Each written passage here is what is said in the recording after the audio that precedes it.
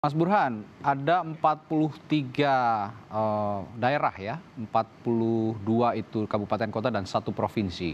Ini jumlahnya naik dari pilkada yang sebelumnya di 2020 dan 2018. Anda melihat ada yang berpengaruh besar terhadap konstelasi politik nasional dalam konteks pilkada serentak ini, Mas Burhan?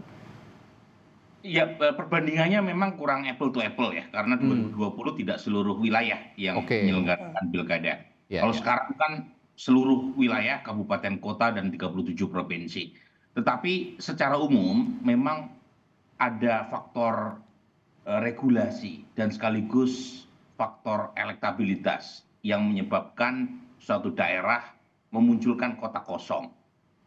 Saya ingin highlight faktor regulasi. Yang pertama, Mhm. meskipun barrier to entry sudah diturunkan oleh MK melalui putusan terakhirnya, tetapi tidak ada batas maksimum koalisi.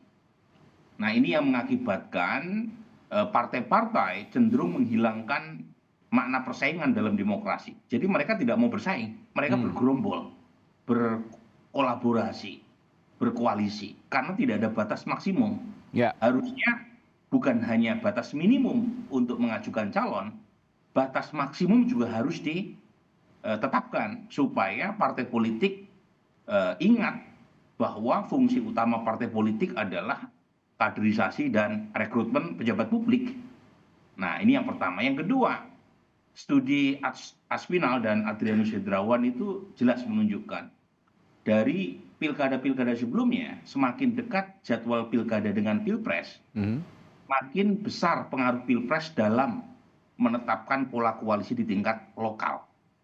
Nah, sekarang pilpres 2024 dan pilkada 2024 itu selangnya hanya 8 sampai 9 bulan sebelum pemenang pemilu ditetapkan dan dilantik sebagai presiden.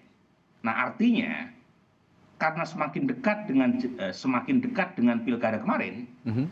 pengaruh atau residu pilpres terasa di pilkada Hmm, sesuai dengan pola sebelumnya. Kenapa begitu? Karena partai-partai di tingkat lokal tidak mau mengambil kebijakan yang merugikan kepentingan elitnya di nasional. hmm. Jadi ini rekomendasi berikutnya, mungkin perlu semacam diskusi terkait dengan timing pilpres dan pilkada. Karena kalau terlalu ditentukan oleh faktor koalisi di tingkat nasional, maka kedaulatan partai terutama di tingkat lokal itu menjadi terpengaruhi. Yang Ya, ketiga, ini juga penting, makin lama makin berat syarat untuk maju dalam konteks perseorangan. ya. Makin sulit buat Hmm, calon hmm. maju melalui jalur non partai. Nah, termasuk juga ini juga harus didiskusikan terutama Oke, oleh para. oke. Gimana? Ya, silakan Mas Burhan. Oh, iya, jadi intinya ada faktor regulasi, Oke, faktor regulasi yang termasuk Anda faktor garis bawahi. elektoral juga. Jadi Ya. faktor elektoral yang saya maksud adalah di beberapa tempat calon sangat kuat elektabilitasnya Mhm. dan waktu yang terlalu dekat antara jadwal penetapan paslon Oke. dengan hari H pemilu itu membuat partai politik dan kadernya itu berhitung panjang untuk mengajukan diri sebagai rival. Nah, Oke. itu beda misalnya zaman Pak Jokowi 2012 maju di Pilkada Jakarta, saat itu modal elektabilitasnya baru 6% Hmm. waktu Oke. sebelum pendaftaran. Tetapi antara pendaftaran dengan pilkada itu ada 6 bulan jaraknya. Hmm. Partai-partai atau calon berhitung kalau masih ada 6 bulan, kayaknya masih ada waktu untuk mengejar elektabilitas peringkat pertama.